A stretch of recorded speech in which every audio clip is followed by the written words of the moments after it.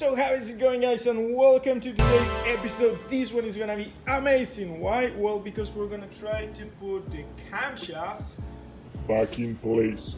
If you missed the last two episodes, basically we removed everything and we replaced the valve stem seals. Go check the channel, you can find those videos.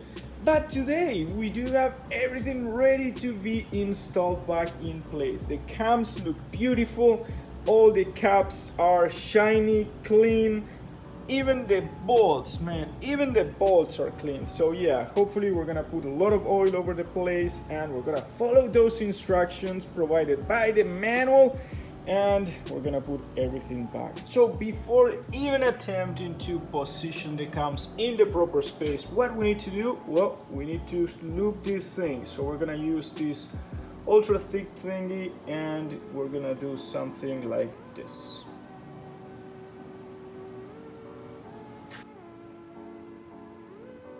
Maybe put in a little bit more, it's not bad. So yeah.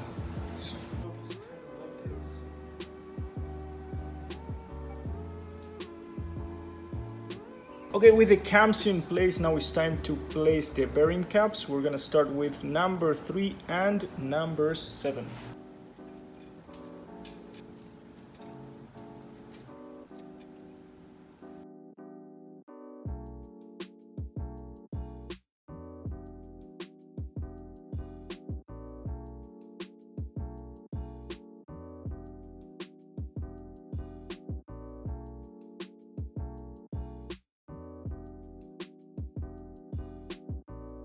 So both cams are in place, and what's next? Well, now is the right moment to put both front seals.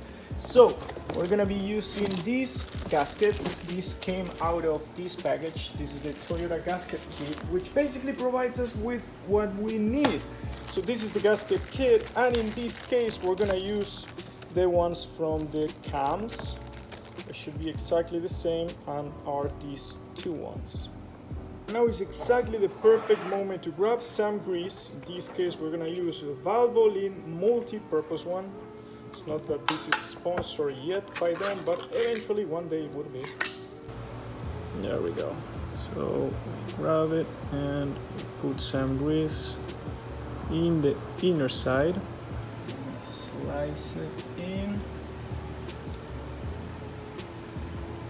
Okay, seals are in place. Now it's time to continue with the remaining caps.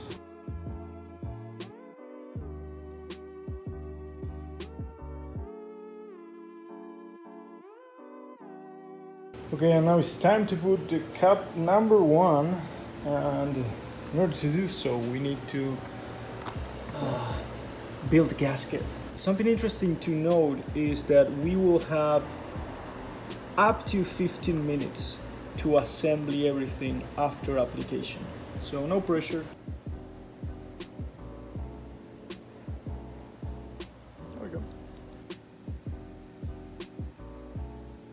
Okay. And the last step is grab a torque wrench and follow the sequence up to 20 Newton meters. So it's important to do it in several passes. 7.3 is gonna be the first path, then we're gonna go up to 15, and the last one is gonna go up to 20.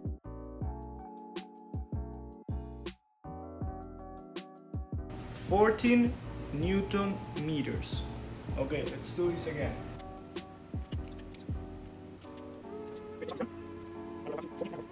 And the last round, which is the third pass, we are going to go up to 20 Newton meters.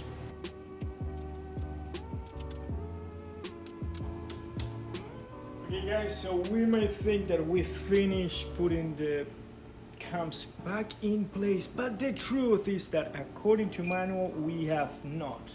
There are 3 more steps we need to follow through, which are gonna be based on rotating the cam into a specific direction. In this case we will start with the 12 o'clock, then we'll move up to the 4 o'clock, and the last one is going to be the 8 o'clock. Okay, so 12 o'clock.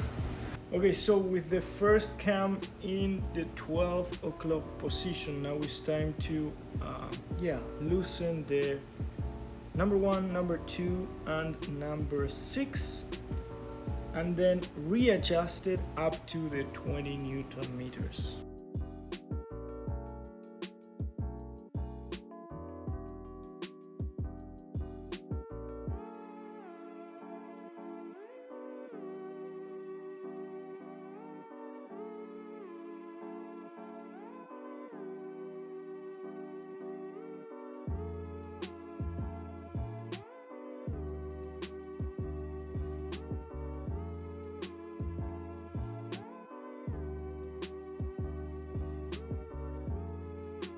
And this is it for today's episode, guys. I hope you did enjoy this.